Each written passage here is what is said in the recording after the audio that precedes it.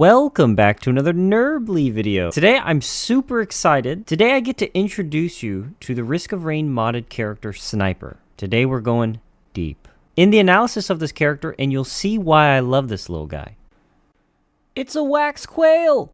Sniper was originally a Risk of Rain 1 character and has been modded into Risk of Rain 2. Sniper works a lot like Railgunner. He's got a lot of techs and skills that boost his overall damage output. So let's review his skills. First are his fire modes for his primary. Snipe.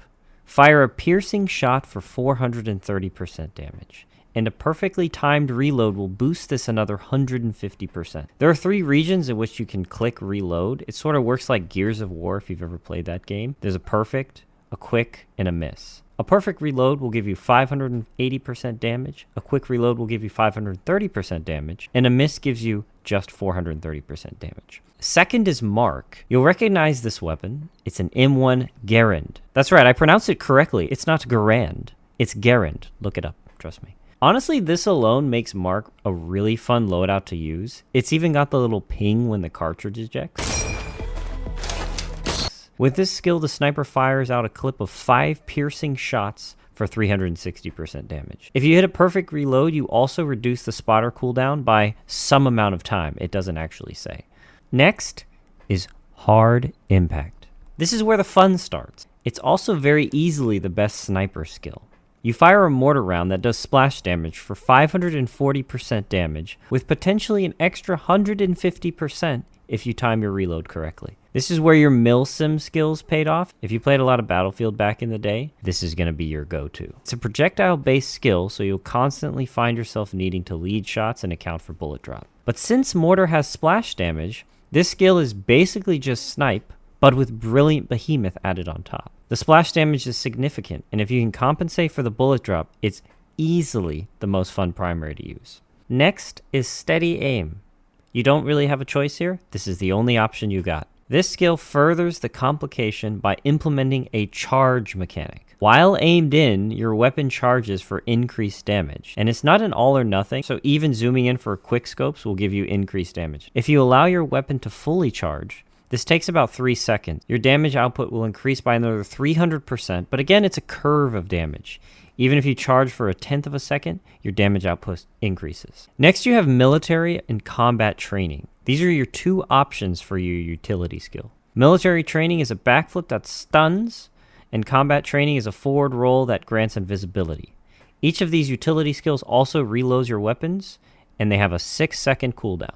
It's really difficult for me to get used to doing backflips. I'm so used to so many of the characters when they dodge or they roll forward. So personally, I always go for combat training. If you can get used to it, military training would be very useful as well because of the stun mechanic. That's sometimes comes in pretty clutch if you have to back up from a situation pretty quickly. Sniper Special is where things get a little bit goofy. He's got one option for his special, and it's Spotter.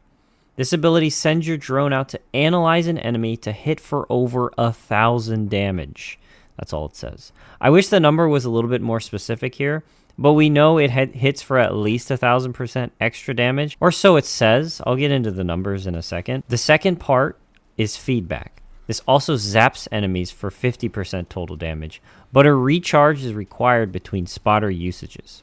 From reload bonuses, weak point damage, spotter damage, I wasn't really able to map out what the numerical damage profile looked like. There's just way too many combinations. I spent like 2 hours testing each possible scenario, and the numbers just didn't make sense. How the numbers were stacking on top of each other, the output just wasn't matching what the description said.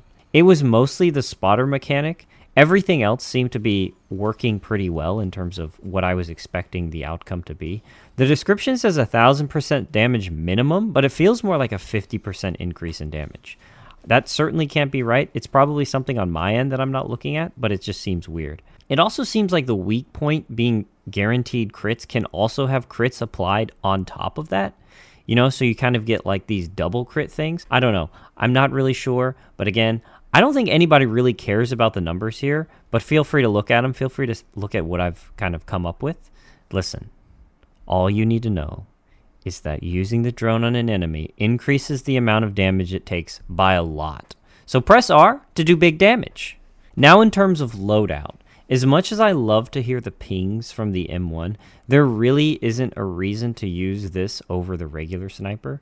Sniper reloads so quickly that if you get into a good rhythm, you can almost fire shots with the sniper as quickly as you want. And that sort of diminishes the returns of only having to reload every 5 shots that the M1 provides. Plus, the added potential increase in damage if you time your reloads correctly is even more of a reason to go with Snipe over M1. But with Sniper, the real fun is using Mortar. I'm pretty sure that Railgunner overall has a higher potential max damage output, but she is absolutely horrendous at crowd control.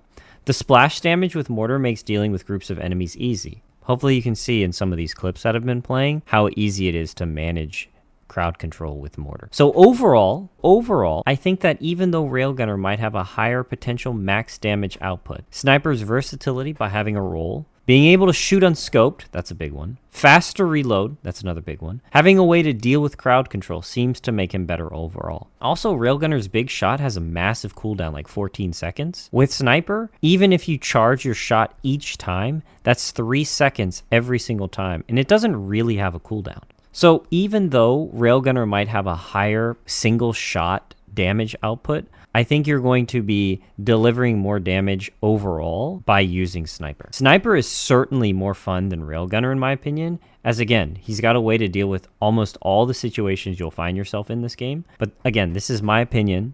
Give it a shot, try out Sniper, and I want to know what you guys think, all right? Let me know how you think Sniper stacks up to Railgunner and which one you prefer. Thanks as always. I'll see you in the next one.